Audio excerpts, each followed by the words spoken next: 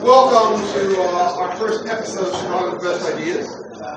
And let's see, I thought I'd just begin with some administrative stuff, like what will happen, where's your food, and all that kind of thing. So because we're in this room, like there's lunch provided, you can get it after the talk, and then you can bring it to your next class, and you can get everybody else around you envious. So that's number one. And then I thought I'd just say something about the history of the CBI series, because it's kind of fun to know. It's your law school, you should know its history. And then we can get into the talk, and I'll try to make it relatively short, because like 1 out of 10 people needs to ask a question afterwards. I think we'll learn more from questions. And so here we go. So first of all, the idea of CBIs, as we call them, was started at the law school's 100th anniversary. And the idea of each talk is a faculty member tries to talk about some idea that came out of this law school that was like a great idea, or an interesting idea, or a well-supported idea, or something. So, for example, the talk could have been like, what's the Coase theorem? And then a little explanation of it, followed by what's its effect in the modern world, or what does the speaker think is good and bad about it, or some modernizing of the idea. So it's not like, aren't we great, aren't we great? No, we are great. But aren't we great? But then it can be like, let me tell you what I think of it today. So that's what we're going to do. And my talk really is centered on what I think is really 3 of Chicago's best ideas rolled into one. But the opening move is about a well-known book by our colleague, Professor Richard Epstein. And his idea was called Simple Rules in a Complex World. So I'm going to explain his idea first, and then I'm going to give a couple applications of it, some that are in his well-known book, translated into like 15 languages, actually. And then talk a little bit about it, have a puzzle about it with some solutions to it, and then again, it'll be your turn with questions, and I'll try to answer them. If I don't get to your question, you can always email me, and I'm happy to talk to you about it afterwards. So you have to run off to your next class, and then we'll figure that out. So here's Professor Epstein's idea. Again, simple rules for a complex world. It's something like, if you're normal before you come to law school, like a naive citizen, an intelligent naive citizen, would think that complexity is really good. Like every time you see a simple rule, you think, it should be a little complicated. You drive on Lakeshore Drive, and the speed limit is 45 miles an hour, and then everybody says, that's ridiculous, that's a simple rule, just one speed limit, that's no good. It should be a different rule in rainy weather and good weather, how crowded the road is, day, night. That would be a complex rule, like 15 different speed limits. That would be a better world, most people think before they come to law school. Life should be complex. Oh, you have a tax deduction? Well, it should be this if you give it to that charity, this for that charity. It should be complicated. And Epstein's insight or claim is, no, you can come down, it's fine. Raise your hand if you want somebody to sit next to you because you need new friends. Okay? Come on down, really. So Epstein's idea is, no, actually simple rules are really pretty good. And there are a lot of reasons he likes simple rules, and again, I'll give examples of them. But his main idea, which I'll come back to at the end, is that the more complex, first of all, it's easier to understand the rule if it's simple. That's kind of obvious. But also that the more complex the rule, the easier it is for people to bribe the government or get their way around the rule, or interest groups will get involved, they'll change some of the rule and all that. And really, government should be in the business of trying to Epstein would say government should be in as little business as possible, but when it does get involved, it should have simple rules that it's much harder to manipulate. And the book shows this in area after area after area of law. So I'll give an example, a simple rule example. I mean, he's mostly interested in property rights, but let's do a different rule. Say, for example, you have a patent system, like you want people to invent things and have a productive society and all that. So at first, if you're a normal citizen, you would think, as many people do today when you take patent law, you'll see this, many people think, we really need a complex rule. Like we have this very simple rule in government, a pretty simple rule, like if you invent something that reaches a certain category, then you get a patent period of certain length. Oh, how could that be right? Like it should be that the patent period is longer for some kinds of goods, shorter for other goods, maybe for, you have some cure for COVID, it should have a patent period of a certain length to encourage the production of information over there. But maybe if it's something less complicated or more complicated, it should have a different patent period. And there are many proposals out there for very different patent systems depending on the group. So somebody should study each industry and figure out the optimal patent period. And you see the problem with patent law. On the one hand, the longer the patent, the more people are encouraged to invent things. On the other hand, the longer the patent, the more there's this monopoly power that the patent holder has. And law should be trying to figure out the divide. How could it be that the same divide is true in all these industries? So we should figure that out. That's basically most people's reaction.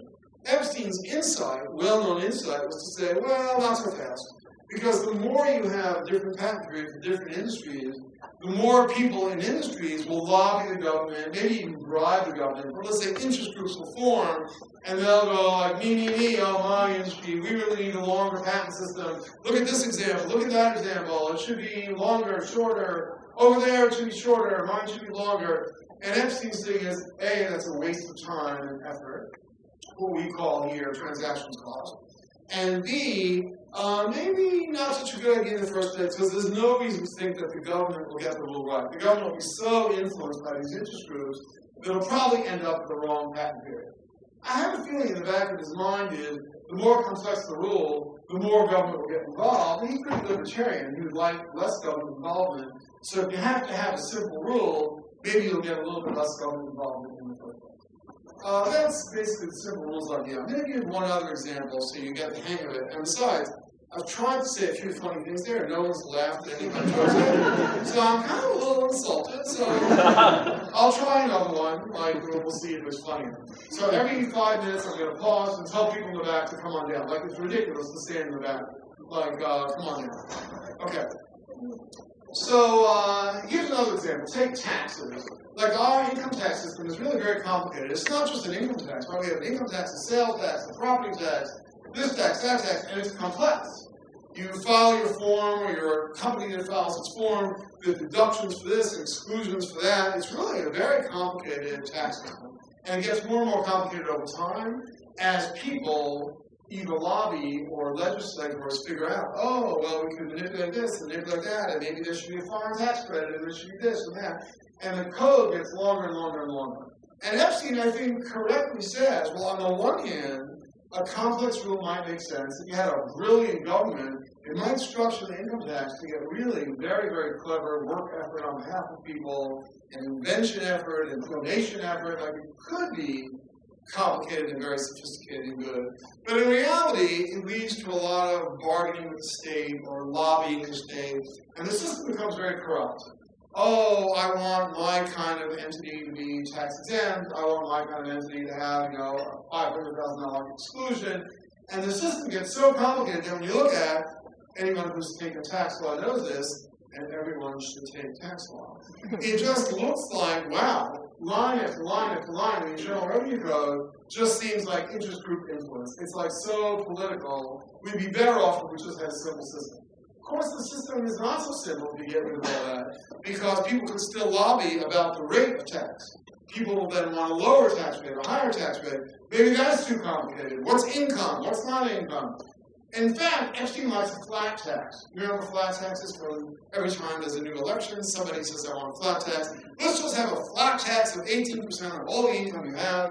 And Epstein says, well, that might be pretty good. Maybe people would stop lobbying so much for different taxes. They would still argue about what the rate should be, but that might be simpler. So he likes the flat tax over there. Notice you might say, well, why stop there? Why not an even simpler tax, like maybe a sales tax? Sales tax on everything. But then, people would say correctly, I think, well, that's pretty regressive.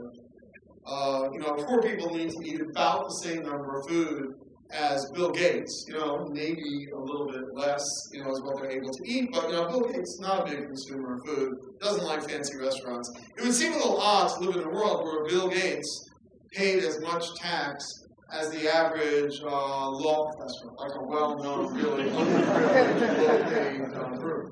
Thank you for laughing. Okay, he's not crazy. Well, He's not totally crazy. And he essentially says, without saying so, well, a flat sales tax to raise all the government money, that might not be such a good idea. An income tax is probably a good idea, but a flat tax would be a little better. Anyway, I think you see the idea that it's simplicity versus complexity. How do we know which is better? Epstein's famous idea is simplicity is much better, probably because it eliminates a lot of interest group influences. It eliminates a lot of complexity of even knowing how do you live your life, knowing what income tax is really like. If it was just a simple rule, you have a much better idea about when to go to work, when to retire, when to build a factory. It would really be much simpler, and he likes that idea. Now, before I go to problems that raise in my mind, notice a couple of other Chicago best ideas that are really related to this. So our most famous Chicago best idea is surely the Coase theorem, right? A Nobel Prize-winning effort, developed in this very building, kind of exciting. And it's also, when you think about it, a pretty simple rule, because the whole idea of the Coase theorem is something like, well, the government throws a rule out there, throws the property right out there, and it doesn't really matter whether it's the right property right, like who should get the property right. And the optimistic version of the Coase theorem is, it doesn't really matter, because people will bargain around the rule. Like if they give me the rule that I'm entitled to all your income in the future, I own you because you're a law student and I educate you, you will essentially pay me, no, we're not coming to law school, like, let's come up with a deal where, this is an exaggerated rule, let's come up with a rule where I will have some incentive to go to work, so I'll give you law school tuition, and then I'll go to work, I'll get to keep all that money. If I assign, if the governor or somebody, or even the King of England has assigned, everybody, all the land, what came to be the United States, people would come, they wouldn't want to, do anything with the land, and they would eventually say to the king, I could really mow the grass over here, I could grow crops over here if I had the rights to the land, and they would pay to buy the land, and then property rights would be allocated accordingly. This is like the most optimistic version of the Coase theorem. Very libertarian idea. Like if you can count on people to have some idea what the future will look like, if you can count on people to bargain with one another and speak the same language and all that stuff that you learned in your 1 L year, then okay, the rule really doesn't matter. But notice how simple the rule is. Just assign the property right wherever it is, people will bargain within the rule, and the world will be a better place. That's, again, very Epstein-like, the Coase theory before Epstein. Another CBI idea was developed in corporate law, just to show you that this is all over the place, by Easterbrook and Fischel. And their idea was, there's a big problem in corporate law, that being a legal problem in corporate law. Like, what about ideas that you develop within the corporation? You work for the corporation, and you, while working for the corporation, have a good idea, or you discover oil, and then you want to leave the company and start an oil company on your own, or go to another company. Like, should you have the right to that idea, or should the corporation be able to say, we basically own you. Like, while you were working for us, 9 to 5, you had this idea about where to look for oil, so you have stolen a corporate opportunity by going somewhere else. Again, very much like the Coase theorem, like Epstein, Easterbrook and Fischel say, look, this is a very complicated area of law. The governing rule, the default rule should be that the corporation owns everything. And then, in order to get you to work for them, they will sometimes say, if you develop an idea here, it's yours.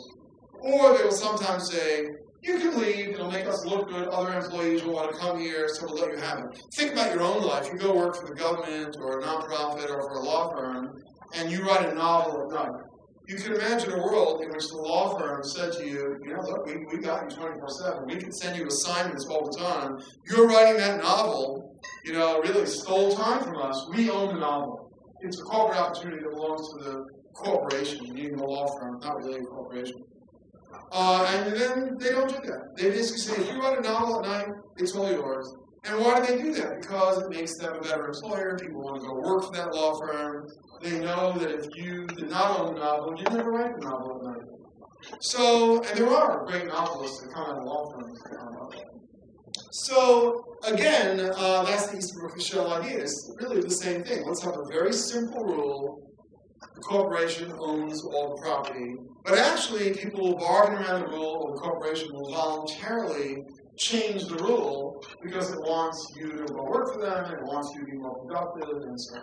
Okay, I think you get the idea. There are 3 Chicago famous ideas, and they're all about a very simple rule about ownership, and then people bargaining around the world. Lots and lots of law is like this. Many areas of law are basically simple, unique allocations of rules. I made a list of them, which probably won't interest you, it only interests me, but property law, very simple rule. Contract law, very simple rule. One person wins in the contract case, one person doesn't. It just goes on and on like that. Patent law, I already said. There are other areas of law that are not like that. Tort law often likes the division of the rule, comparative negligence sort of thing. Family law likes the division of the rule between members of the couple and so forth. So there are some areas of law that are binary, you might say, and some areas of law that are simple, one person owns, but it's a major theme in law and something that the Chicago basic idea or famous idea arose. Now let me tell you a puzzle I have with it. One more example, just because it will come up later. The government's rules start out very simple. For example, the government used to run the post office. I'm sorry, most people here are pretty young, and you probably don't know what the post office is, but there used to be this thing called mail, and they would deliver the mail to your house like twice a day in the beginning. Really kind of amazing. Underground in some places like Manhattan, but above ground in other places. Very, very efficient. And then it started getting inefficient. And so FedEx and other companies rose up. And compare them for a minute. Like for many, many years, the post office, as the governmental entity, really followed the simple rule principle. There was one price for a letter, basically. And they didn't do boxes in the beginning. They didn't do anything like that. They did mail of a certain type, and there was one price. FedEx came along and it said, no, we're going to have many, many different prices, depending on what it weighs, how big a package it fits in, how fast you want it. You want 1 day delivery, it'll be more expensive, 2 days, forever, will be another day delivery. So FedEx pricing system was really a complex rule. The government's rule was really very simple. Well, most of us now, so in a way it conforms to Epstein. Epstein would say, great, simple rule, government, very, very good. But most of us now would say, like FedEx is probably better than the post office. Like FedEx, by using varied rules, seemed to do a better job. It made money, unlike the post office, which costs you a fortune in taxes, in addition to mailing letters. And the FedEx is much more reliable. It actually shows up on time. And the government, with all its advantages, free post boxes anywhere they want, and all that, it's really very inefficient. So why is that? Like it seems like the government's simple rule, which follows this Chicago best idea, it doesn't seem to work so well. And the FedEx seems to work really well, and it has complex pricing mechanism. Of course, the post office now copies FedEx a little bit. Its pricing system has gotten a little bit more complex. This is all over the place. Like the government chose who could be a taxi driver and who can't, how many taxi licenses there be. For many years, taxis were like a fixed price system that the government controlled. It's a very simple rule. You'd think Epstein would like it. Well, no. Along came Uber, and Uber is really a pretty complex system. Like it depends on the time of day, it depends on demand, it depends on how many cars are out there. Like it's real complexity, but we look on our phones and we can see the complexity divided and how much it costs. So complexity seems to work very well over there. This is a general theme that I now want to question. And the question is something like, a lot of times when you look at what the government does, a good way to judge the government, I think, is to try to compare the government to the private market. It's a good check on government. Like, try to see where the private market does a better job or a worse job. And then if I'm running a piece of the government, I always like to think, well, how does the private market do it? Maybe I should be a little bit like the private market if the private market delivers the service really well. That's what happens to the post office, right? Post office should probably imitate, what FedEx does. I have to give a little anecdote while I'm there, which I haven't told in a while, and I can't help myself. As you know, President Obama, taught at this law school. And one time, so he was, as they say in China, an employee of mine. Okay. So one time we were having lunch, and he was not yet president, but that was not funny. He was not yet president, but it was clear that he was going to be the president. And we had lunch together, and he was like feeling me out for like members of the faculty that I thought would be good at it, would like government topics. And then, we go through a few members of the faculty, and I say, no, because I wanted them to stay here. And then, occasionally I go, well, that person would be great at this. And he said, well, what about you? Like, is there a job you really like? I'm not promising anything, but is there a job you really like? And he probably thought I was going to say something like be a judge. So yeah, I really love my job. Like, I'm not leaving it one of those jobs. And I said, well, actually, I had this lifelong desire to run the post office. I'm not kidding. Because it seems so inefficient. And I think there are a lot of things. He goes, really? Like what? And I said, well, for starters, we should have 3-time-a-week delivery instead of 6-time-a-week delivery, and then we could have half as many people running the post office. And I gave him a couple ideas I have at the post office. And then he just looks at me like I am the total idiot that I am. And he says, so you think, like, if I'm the president, I could, like, change the post office by appointing you to run the post office? And he just looked at me and said, you have no idea how the country works. Like, I would never have enough power to change the post office. It's a dream on, like it cannot be changed. You need to do like a really unimportant job, like Secretary of State or something. Like, the post office, no. Really, like, chasing me a little bit, like, what presidents can you have not do? All right, anyway, so I like this idea of the government should be looking at the private sector, and if the private sector does something very different from the government, and it seems to be working well, then maybe the government should imitate the private sector. We should think about how the private sector does things. So, for example, hospitals are the most famous example of this. About half of our healthcare, serious healthcare, is delivered by government-owned hospitals, usually state or city, and about half of it is run by private enterprise. And it's interesting to compare them. And if you're running a state-owned hospital, you would want to look at how the private hospitals work. So, for example, a real problem with hospitals is that you have to wait a long time to see a doctor because people don't show up for their appointments. So if you're running a government hospital, you probably want to look, well, how does the private market control, how does it try to make sure that people keep their appointments? And then you might want to copy it in the public sector. There are many pricing, how do you deal with insurance companies? You probably learn a lot by copying, just like the post office has copied FedEx. It might be, and even taxis have begun copying Uber. It might be that you should do this with many things. So when you apply it to today's topic, well, wait a minute, like this is very complicated. Epstein says we should have simple rules in the public sector, and we've seen some simple rules that seem to work pretty well. But when you look at the private sector, it's full of complexity. When I think about airline seats, like it's very complicated and beautiful. Like they change the price depending on how many people have reserved seats. They change the price for complexity, for where it's landing. Then different private market, pay more for getting a good seat, a bad seat. It's really a complex pricing system, and it seems to work very well, even better than Uber, so to speak. Well, wait a minute. I can give you a lot of examples like that, but I think that's the idea. Like, the private market seems now to really love complexity, so why should the public market also like complexity? Like, we like the fact that you can I think most of us think it's very clever when the private market varies complexity, varies prices a lot, and other attributes. You go to rent an apartment, it would seem sort of crazy if you went to rent an apartment and they said, well, apartments here are $1,000 a month. And you said, well, I really want a 2-bedroom apartment. They said, $1,000 a month apartment. Oh, I really want the 10th floor. $1,000 a month apartment. Like, you would think that a simple rule was a crazy thing. Like, of course it's a complex rule, depending on what size apartment you have, and the floor it's on, and how much it's been renovated, and all that kind of thing, how long your lease is for. So it goes on and on. The private market is very complex. So why is the government so simple? Like, they draft somebody, everybody gets the same price. They do the equivalent of renting something out, everybody gets the same price. Now, the private market is not always simple. Think of the military. In some sense, it's very, very simple. If you're a private, you get a certain amount of money. That's simple compared to the private market. But on the other hand, like how you get promoted is very, very complex. How they buy airplanes is very, very complex. It's not more complex than the private market, but they're both pretty complex over there. But large parts of the government pricing are very, very, very, very simple.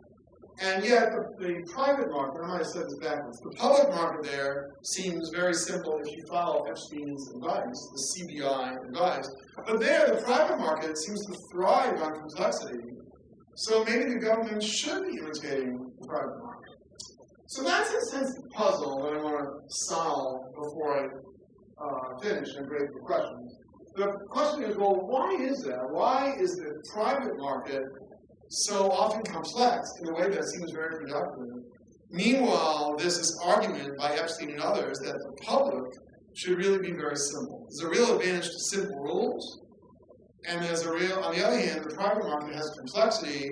If it's really valuable for the government, which I'll call the public market, if it's really valuable for the government to learn something from private enterprise, then maybe the argument should be that the government should be much more complex, because the private market is really incredibly complex. The only part of the private market that's not complex is nonprofits. Like, everybody pays the same amount of money to, take a course, for example, on the margin. We don't say the course is crowded, now the price is rising for the course.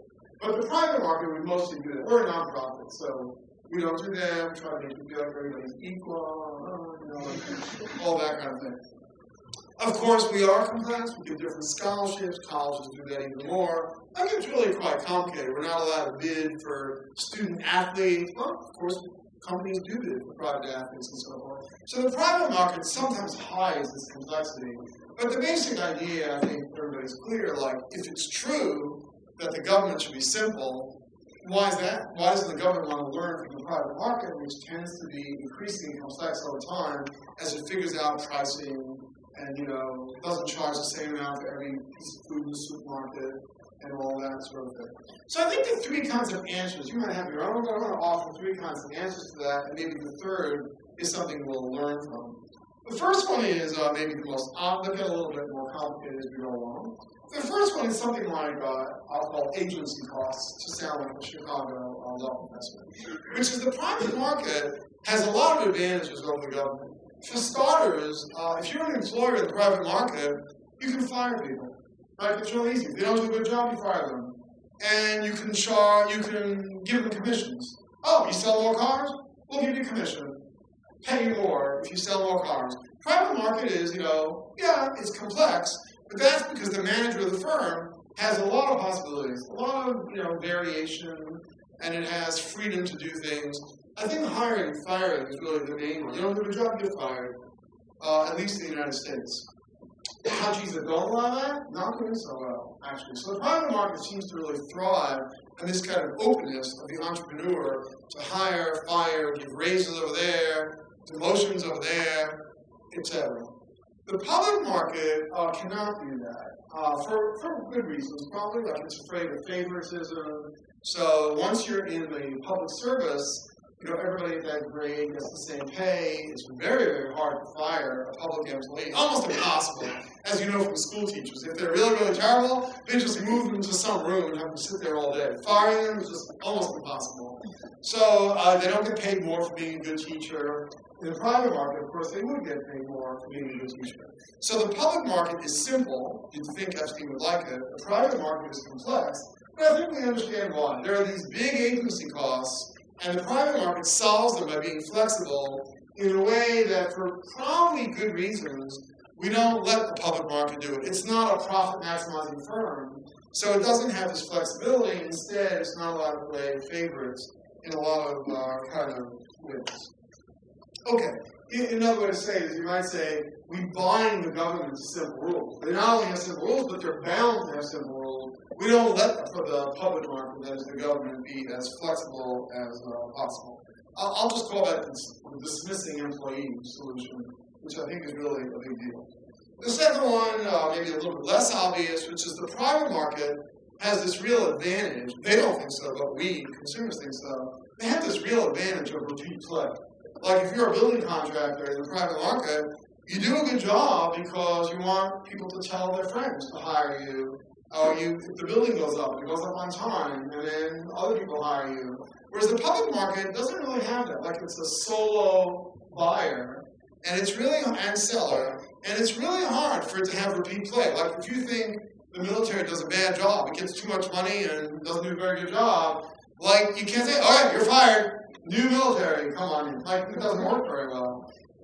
Sometimes you can do it. You can have public schools competing with private schools, for example. But usually it's very, very hard for a public market to have real repeat play. And by not having repeat play, it really needs to be governed by very different rules, whereas the private market, we let it fool around with hiring, with firing, with pricing, with this, that. If it doesn't do a good job, well, you just move on somewhere else. And then they are controlled by this repeat play opportunity. So that's a big difference between private and public. The third explanation, I think, for this private-public distinction is, I think, the most important and goes back to the Chicago best idea that I started with, which is more or less you have to worry about interest groups. So in a complex world, think of a tax code. If it's complex, you get a deduction for this, a bigger deduction for that, 20% off over there, exclusions over there. Like interest groups do play a very, very important role. They can come in and say, well, your code is already 500 pages long. Why don't you just change this rule over there for this kind of use of property? Or why don't you change that rule over there? I mean, if you're Chicago and you pay property tax on your building, there's enormous play of rent seeking. Rent seeking meaning you form an interest group and you go there, and then the government wants you to have an interest group, so you'll bribe them or take them out for free lunches or contribute to their campaigns. It's this back and forth between the government and private enterprise of, oh, we have this thing to give you. We can give you monopoly power, give us something in return, and they'll give you a license to do this, and a license to do that. And there's this play back and forth between the government and the private sector. This does not occur in the private market. I mean, what can an interest group do? It can go to Whole Foods and it can say, we'll take you out to free lunch if you sell my favorite kind of peanuts. And Whole Foods would say, what are you, like crazy? First of all, if I have peanuts that aren't selling very well, I'm going to get fired. Like, I'm motivated by the market and by my boss and so forth. Whereas the government is not motivated that way. So the government has all these bennies to give out, mostly kinds of monopoly power. Like, you can't just start a new hospital. You can't just start a new school, even in the public market. You certainly can't start your own military in the public market. You can't even start your own police force, next to the public market. So you're really beholden. And now the question is, well, where do interest groups do best? Meaning, from our point of view, where do they do more harm? Do they do more harm in a simple world, or do they do more harm in a complex world? This is actually a complicated question. In a simple world, every time the interest group gets its way, it's a huge way. Imagine that the whole world is governed by a flat tax of 18%. And now you get some interest group that comes and says, I was kind of thinking maybe we would do more if you lowered the flat tax to 16%.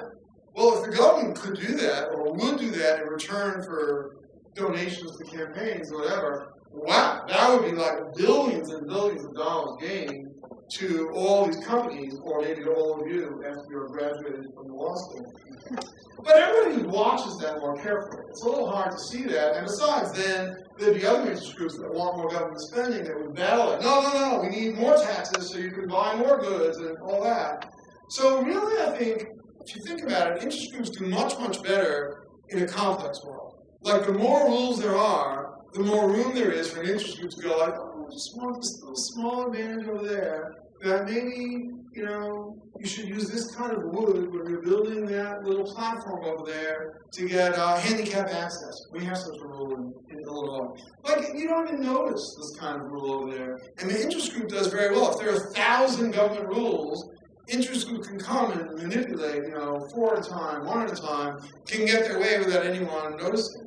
So I think that's a really pretty good explanation of why the government is probably better off having simple rules. It's much harder for interest groups to come in and do their thing at our public expense, whereas the private market probably doesn't suffer that problem. He does a good job. When the interest group, in the private market, if there are 15 kinds of gasoline sold and 4,000 kinds of coffee sold, that works pretty well in the private market. Like, it's not like interest groups come and say, I'll bribe you to sell more vanilla coffee. Like, no, the market will take care of that, and there isn't room for extraction by interest groups. Where if the government were the supplier of coffee, like, whoa, you'd have interest groups crawling all over the place to make money and deny us, plain air.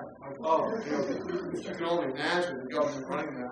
It would really be awful. So I think that does get back to Epstein's thing about the advantage of simple rules, and maybe he's actually on something. I want to conclude by just saying, I think in your generation, speaking out to law students, I think in your generation, probably the government will get more complex rather than more simple. And that's because information is easier to acquire now. You know, the government, just like Whole Foods, can monitor everything we buy and figure out what price to charge and what products to have. The government can do that also. Like, information is cheaper than it used to be. And so the government can watch a little bit more carefully, like what roads we go on, who's going to buy electric cars, what's going to happen.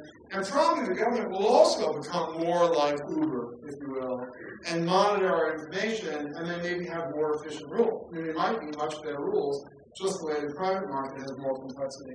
So it might well be that in the end, the government will become more like the private market with more complexity, but we'll also be able to monitor the government a little bit better because we will also have information about what the government does. So I'm actually pretty optimistic about this, though, you know, maybe that's wrong.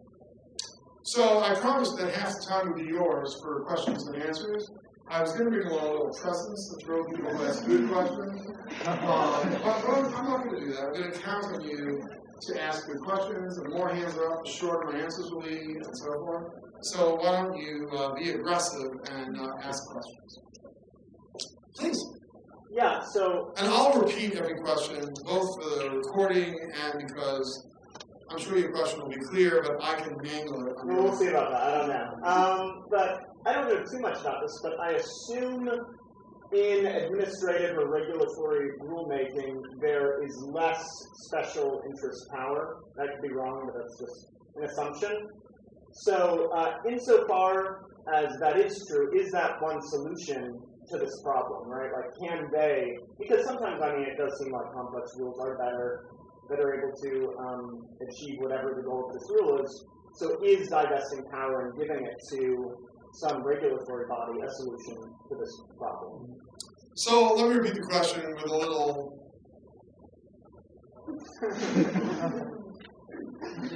twist, negative twist. The question is something like, well, the problem is democracy. Like, there are all these politicians over there, and they want money, and they have ways of getting out, you know, stuff. And so, therefore, complex rules make them more powerful. So isn't the solution to have an administrative state? Like, let's have the environment controlled by an agency, and they'll be like lifetime employees. And then, as long as we can get talented people into the agency, they can come up with more complex rules about what you ought to be able to dump into the river and what not, and at what price. And their rules might get more complex and might be less subject to interest group pressure because the agency is just there, and only in an oblique way does it need interest groups to like it better. Is that a fair question? Well, call me old-fashioned, but I thought that we did things like became an independent country and fought World War II in order to be a democracy. So I thought we were supposed to like democracy. I know that for reasons I don't get, that's not very popular in this building. Like, in this building, most professors seem to love the administrative state. Like, oh, agency this, agency that. They can solve any problem you name, an agency can solve the problem. They have experts. They'll do cost-benefit analysis. They'll be this, they'll be that. That's just not my experience with agencies. I don't know about yours. Like, when will they give up? Like, the environment does not seem to be in very good shape to me, and it's been controlled by an agency for a long period of time.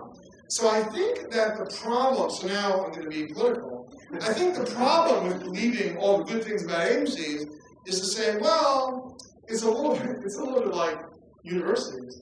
Like, it's impossible to ever show anyone that the agency is not a good solution, because whenever you say, oh, the agency is really not doing very well, look at the environment, or the agency is not doing very well, look at the public schools, a majority of people, meaning law students, just say, oh, that's because they're underfunded.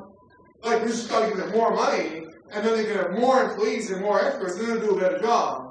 And then, you know, people on the other side will just say, whether they're liberal or conservative, will just say, well, how will we ever do a test to know whether agency is the right solution? Whenever I say they're not doing a good job, you say, well, that's because they're underfunded. I've never heard anyone say an agency is overfunded. So this worries me a little bit. So I don't know. I don't know how to judge whether agencies are better or worse than democratically elected people. So I understand what you're saying, that maybe the more we have agencies, the more complex the society will be. And when you vote for the president, it's very hard to change your vote based on whether agencies grew or shrunk or whatever it is. It's very difficult. So yeah, it's a different kind of topic. It's like, do you generally have faith in administrative agencies or not? I have a feeling the answer is in between. I have a feeling that in some industries, if you will, in some areas, we think an agency probably works pretty well. And in other areas, we probably think agencies don't work very well. So the ultimate question is not simple rules. This was going to be my conclusion. The ultimate question is not simple rules versus complex rules, but rather what should we allocate to the public sector and what should we allocate to the private sector. And I'll give you that the public sector mostly includes agencies. So that, I think, is the big battle for your generation.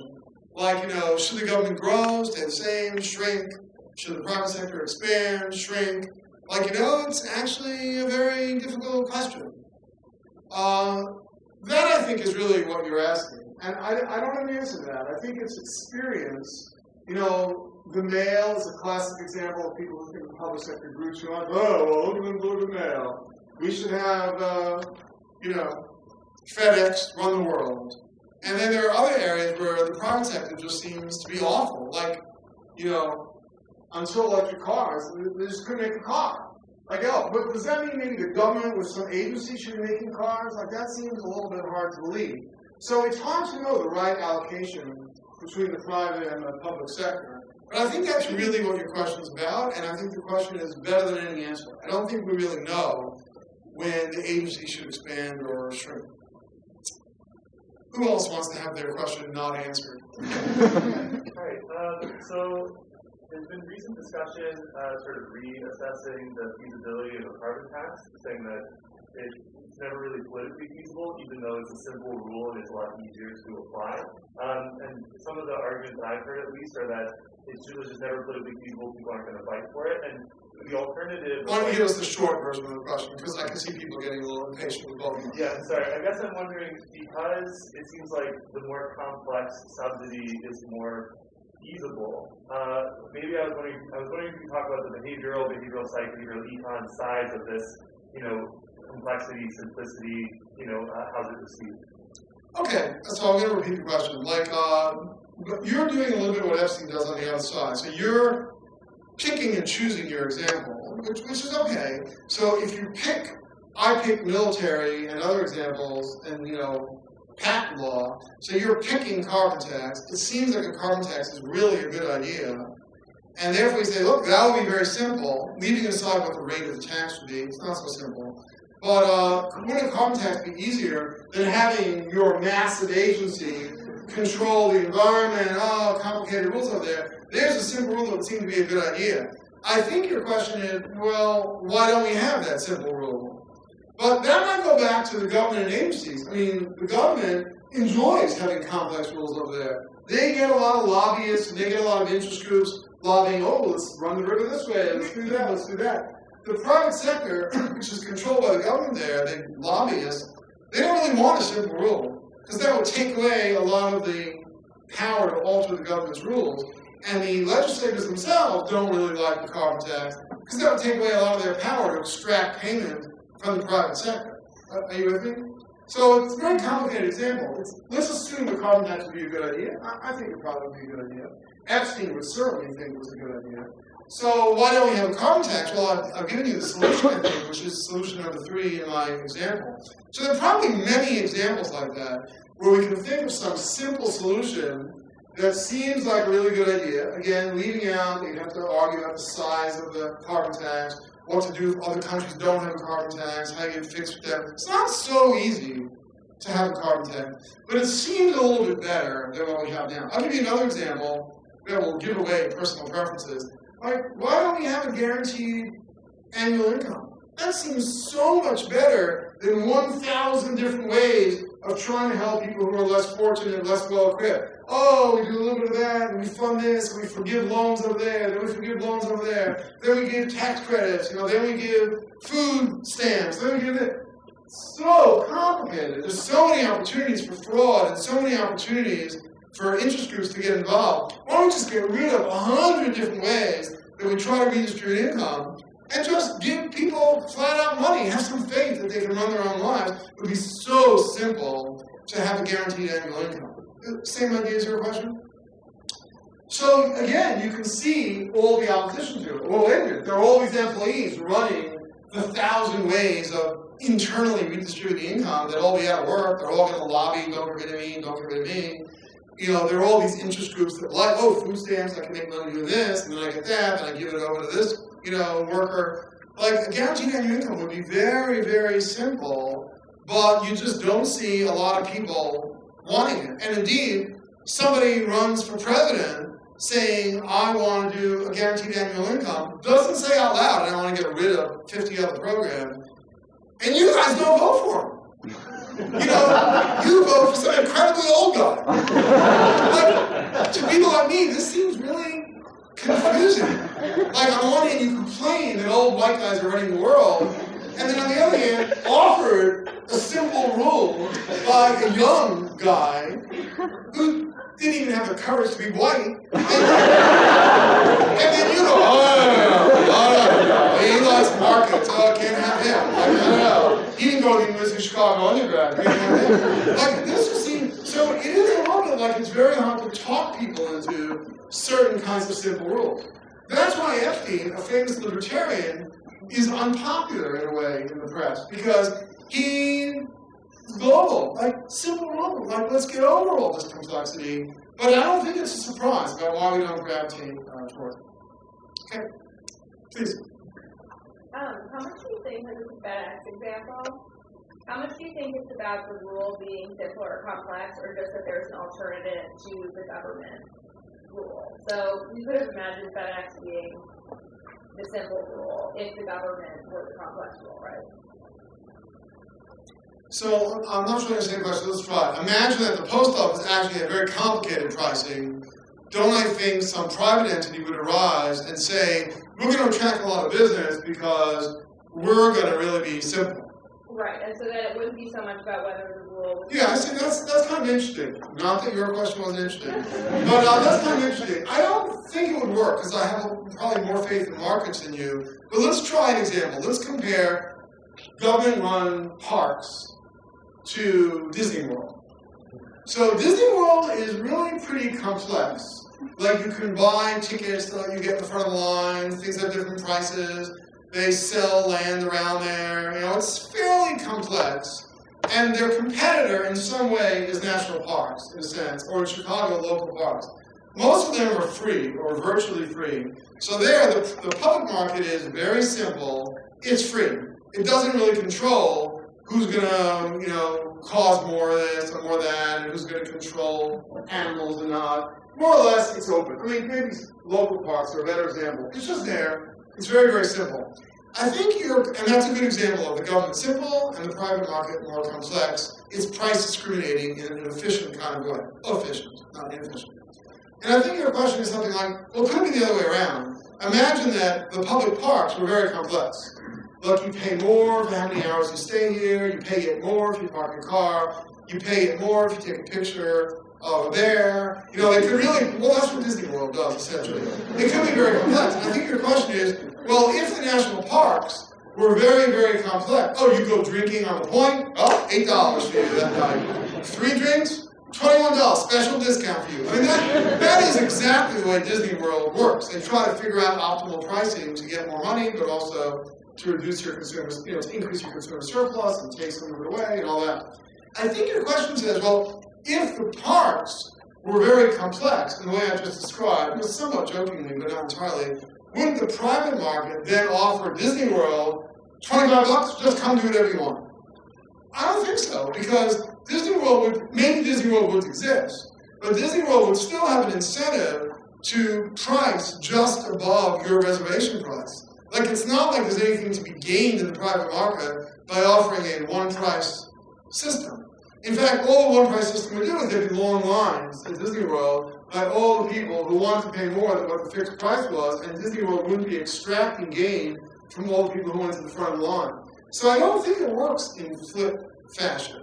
I think the private market would always step in to try to do what people want at a price that the public market isn't offering. So I guess that's my answer. I might be wrong, but at least that's my first blush answer. Yeah.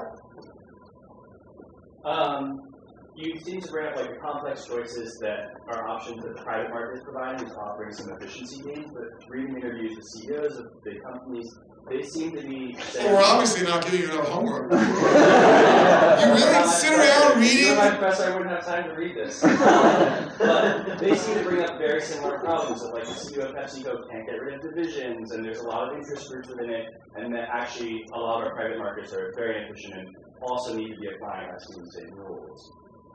That we shouldn't be creating... Okay, so the question is, well, wait a minute, isn't the private market also have these, I can't remember what they're called, these agency cost problems? It's not so easy to hire and fire people. Well, it's compared to what? Compared to the public market, it's much easier. I mean, CEOs,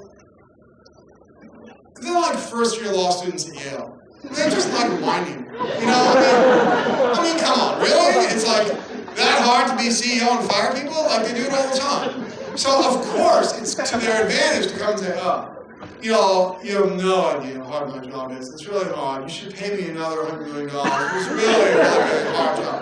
I mean, that's absurd. They can fire people, they can move them around, they can promote, they can change prices. So I'm not saying they have a perfectly easy world and a complex world. I'm just saying compared to the government, they have more opportunity to be complex. So I guess I don't buy the initial thing. Moreover, when the government does it, imagine the government now take this example, imagine the government now turn parks into careful pricing.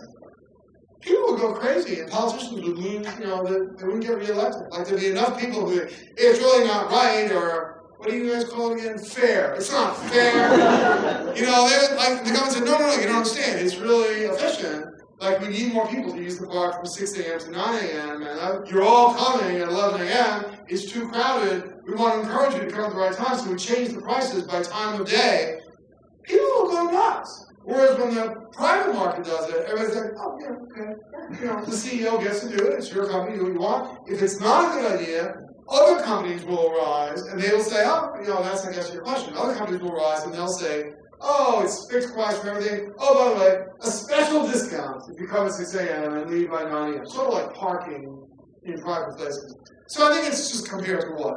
And I have a lot of Please. How does the private right of action fit into this?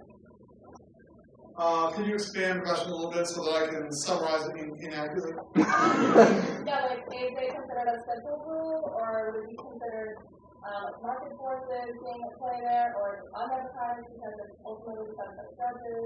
You mean if we had more private lawsuits or fewer? Which way are you going? Like laws written to encourage private right of action, like the pollution side, so like arrest. Oh, I'm happy to answer the question. I like the topic. I don't yet see the relationship. Which one do you think of as more complex? More private rights of action or fewer? I'm not sure. I'm wondering what you think. Okay, you like about to take an exam and you want me to Okay, that's pretty good. Okay, so the question is, I'm going to give my version of the question. It's something like, well, where do courts fit in on this? Like, the more we allow people to go to court, the more private rights of action, or there could be other examples, the more people can go to court, is that more complexity in the public sector or more simplicity in the public sector, getting courts involved where the government itself is not involved? Is that fair? Is that a fair version of the question? Well, I don't know. There are a lot of ways to answer this. One would be, going back to the question about agencies, I guess you could think of courts as a kind of agency. They can't be fired. These are lifetime judges. And so we could delegate more things to them. The way to delegate more things to them would be to allow them to hear more cases. The way to do that would be your private rights of action thing. That, well, you don't like the environment? Bring a lawsuit. And say, the government will say, currently the government will say, oh, sorry, you don't have standing. Well, the rule could be, oh, no, you can bring a lawsuit saying the police are sleeping under the bridge and not doing a good job. You can bring a lawsuit and say, the environment's like really terrible, like you guys should be running O'Hare a little bit better. And right now we don't allow those lawsuits. We think that elected officials, the government will decide who to monitor, who to control, who to bring lawsuits against even, and so forth. So one way to make the government bigger, in a sense, I don't know whether it's a simple rule or a complex rule. The simplicity would be that anybody can go to court and sue. The complexity would be that courts have to issue rules that themselves might be quite complex. Right? It wouldn't just be winning and losing. because people could bring suit after suit after suit, varying the complexity of the solution. Am I getting the question right? Yep. Oh, now I'm kind of into it. Well, okay, so I'm going to give a non-answer answer. Have you had a course with Professor Easterbrook yet?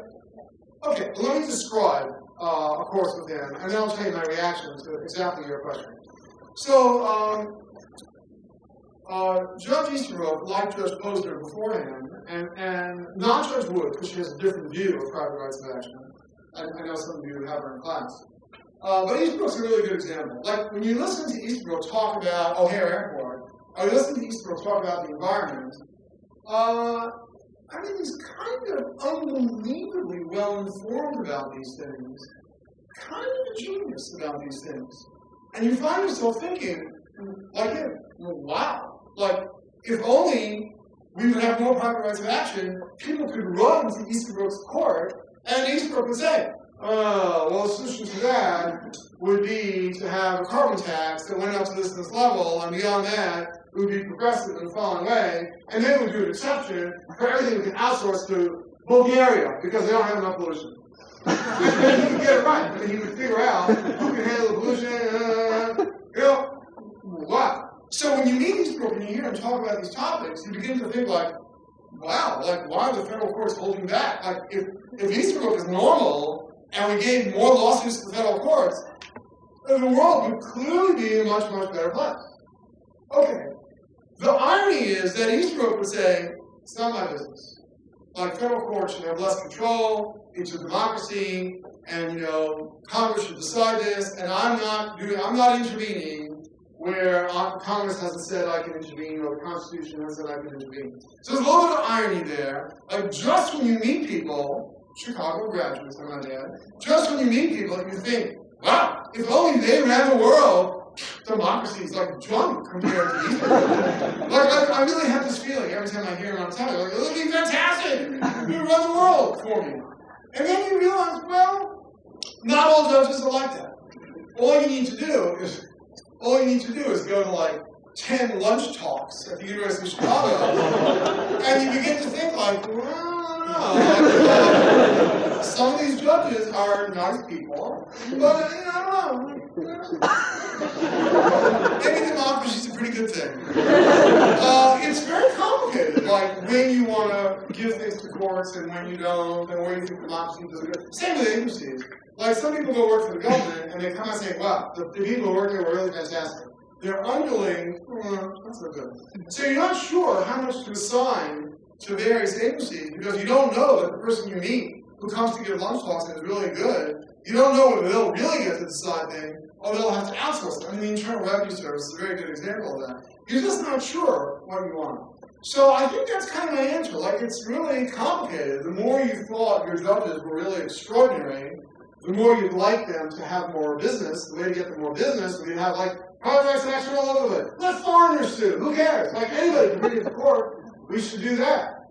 On the, immigration policy, maybe a really good example. Like, should it be run by Congress? Should it be run by an agency? Or should it be run by courts getting really involved? I have no idea. I doubt you have no idea. That's a really complex problem. Probably there are very few citizens that want completely open borders. In my family, I'm the only one. Like, most people are like, nah, it just can't be right. Like, stop thinking of global welfare, all that. But, would Easterbrook come up with a better rule? Would the Congress come up with a better rule? There'd be some states that would be winners, some states that are losers. So I don't know that private right of action would really do a better job over there, but if you knew the person would get Easterbrook, I think it would be good. So thank you for your question. Please. I was wondering how you think selective enforcement might... Selective enforcement. Selective enforcement might change the simplicity story. My thought was that it might encourage more, like, posting of argument, and that might not be what we want. My thought was, like, a police officer pulls me over and makes you drive, and they're like, oh, officer, you don't understand, my wife's in labor, I make the work, whatever. Whereas he's like, no, actually, we've considered all of the exceptions to this rule, and you do not fall under any of them. Yeah, okay, I think everybody understands the question. It's really very similar to the prior question. I don't mean that in a bad way. It's something like, well, if you don't like courts in every situation, maybe what you like is to try to have selective enforcement. Like, try to have competent people be police or competent people controlling the environment, and they should be allowed to make exceptions.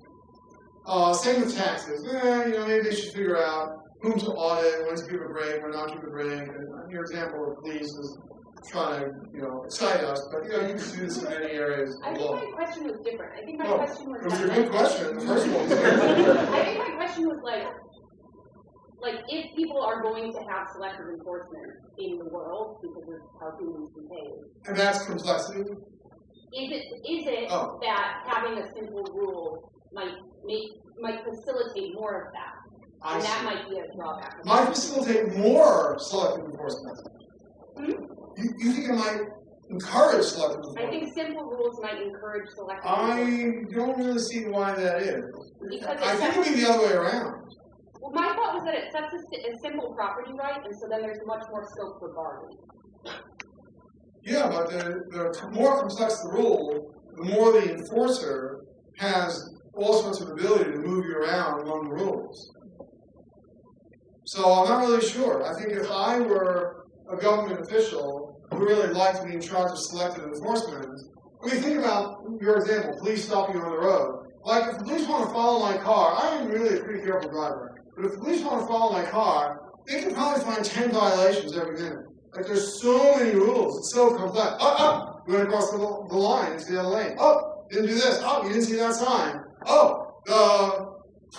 There was a vehicle on the side. Turned out to be a police officer. You need to move lanes. You didn't do that. So they have incredible ability to be selectively enforcing.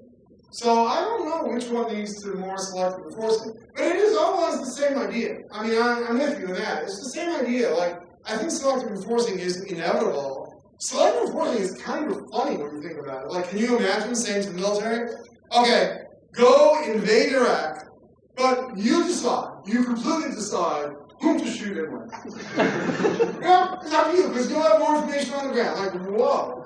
Like, there it seems like the simple rule is to really, move from top down or something. Like, it's not obvious what the right rule is. So we have a simple rule, like the president decides to invade, all that. So I don't know. I think it's really very complicated. So I guess my answer is no.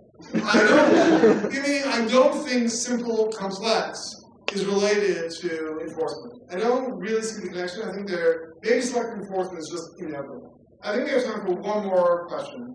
Who has waited the longest to ask a question? Please. Imagine. What's it like? Last question. Do you feel powerful? Yes, I feel very powerful. Okay, then why don't you go? Imagine the president hired you as his shoulder angel. What would you be pushing him to do? We're such a different generation. What does shoulder angel mean? I don't know. Personal advisor. His conscience. Or like if I gave you a seat in the Senate tomorrow. I understand.